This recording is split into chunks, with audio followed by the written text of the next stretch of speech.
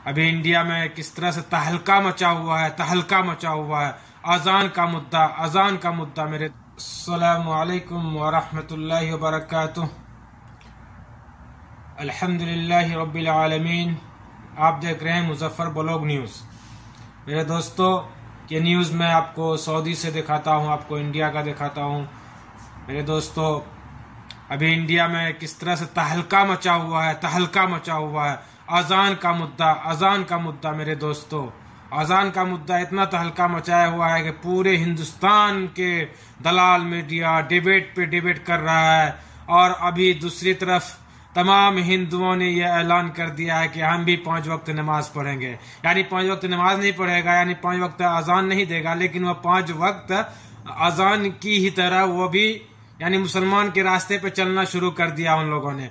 5 वक्त उन लोग हनुमान चालीसा पढ़ेगा। हाँ भाई, आप लोगों ने सही सुना है। उन लोग 5 वक्त की अजान के वक्त उन लोग भी मुस्लिम तरीके पे उन लोग भी अजान देगा, यानी अजान नहीं देगा, हनुमान चालीसा पढ़ेगा मेरे दोस्तों।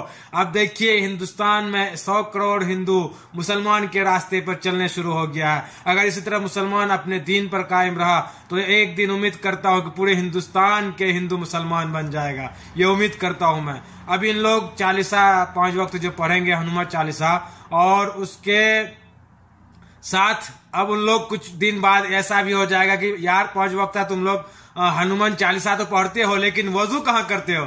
वजू के नाम पे भी दूसरा उन लोग भी कुछ ना कुछ काम करना शुरू कर देगा। ये हम उम्मीद करते हैं हिंदुस्तान के तमाम हिंदुओं से मेरे दोस्तों।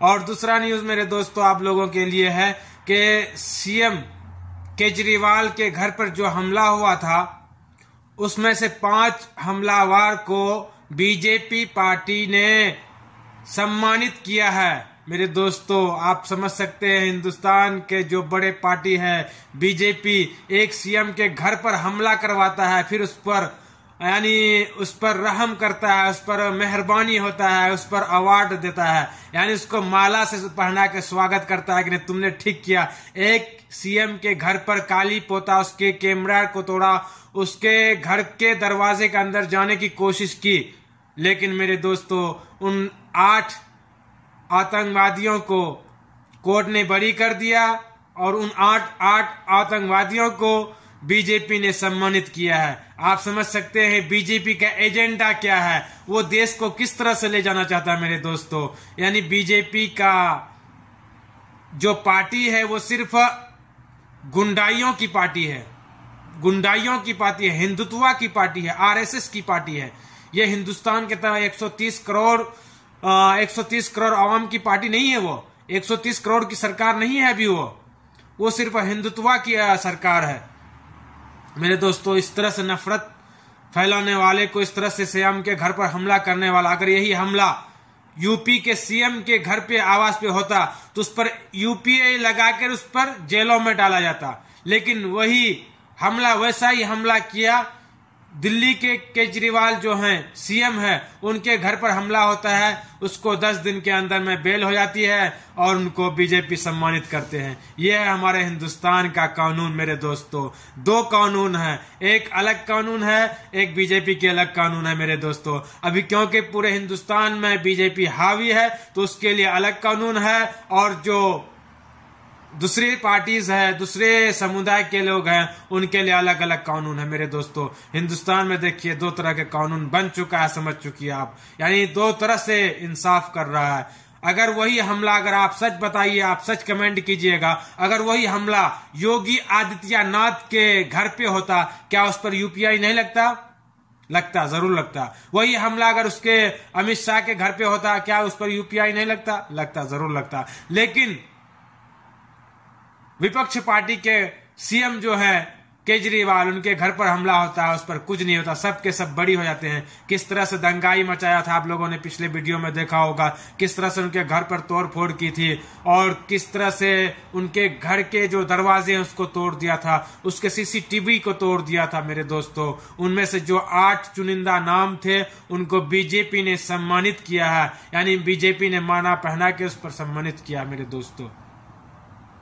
ये 2 न्यूज आप लोगों के लिए लाया था। और दलाल मीडिया वाले इस तरह से भौंक रहे हैं, भाई अजान पर सिर्फ बैन क्यों लगाते हो? लगाओ, हर स्पीकर पे बैन लगाओ, चाहे आप रैली करते हो, चाहे आप मंदिर में बजाते हो, चाहे आजान देते हो, हर धर्म के जो स्पीकर का काम होता है आप उसको बैन करो।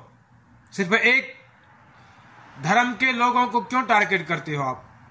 क्यों मुसलमानों के अजान पर टारगेट करते हो? क्यों नहीं तुम लोग जो मंदिरों में पूजा करते हो, जो हफ्ता दिन 9 दिन 10 दिन बजाते रहते हो, उसमें तो कोई कमेंट कोई नहीं बोलता है।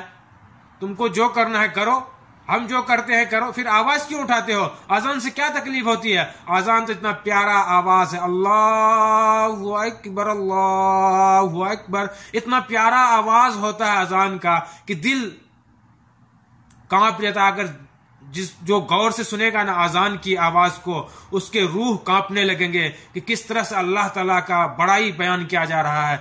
अशहदु अल्ला इलाहा इल्लल्लाह का गवाही देता है अल्लाह के सिवा कोई माबूद नहीं है। मेरे दोस्तों, इस तरह से अजान की आवाज को अगर आप गौर से सुनेंगे तो आपके रोंगटे खड़े हो जाएंगे, अल्लाह ताला की जो हमद बयान होती है उसमें।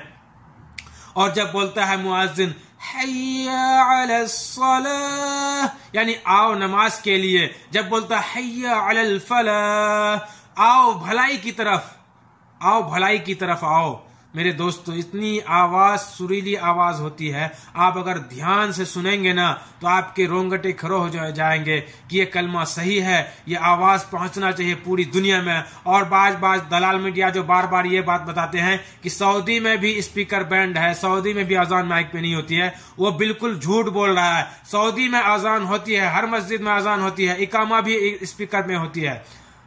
मेरे दोस्तों, ये झूठ का एजेंडा इन लोगों ने बना लिया कि सऊदी में बैंड है अजान स्पीकर पर। यह सब कुछ नहीं है। मैं सऊदी में हूं, अजान बैंड नहीं है सऊदी में, अजान स्पीकर पे होती है। यहाँ पे इकामा भी स्पीकर पे होती है, और जुमा की नमाज जो होती है वो भी स्पीकर पे होती है। मेरे दोस्तों, ये दलाल मीडिया एजेंडा बना लिया। सिर्फ दलाल मीडिया एक पार्टी की बन गई है, वो सच्चाई को नहीं दिखाएगा, बेरोजगारी पे बात होगी वो नहीं दिखाएगा आपको, सिर्फ नफरत फैलाएगा ये दलाल मीडिया वाले। जितने भी दलाल मीडिया वाले, आप समझ सकते हैं, दलाल मीडिया का नाम जब आता है तो आपके चेहरे में, आपके ध्यान में बैठ जाएगा कौन कौन मीडिया वाले दलाल मीडिया। नाम बोलने की जरूरत नहीं है मेरे दोस्तों। और अगर आप मेरे चैनल पर नए हैं तो प्लीज सब्सक्राइब कर दीजिएगा और लाइक कर दिएगा, शेयर कर दिएगा इस वीडियो को। फिर मिलेंगे इंशाल्लाह दूसरे वीडियो में। अल्लाह हाफिज।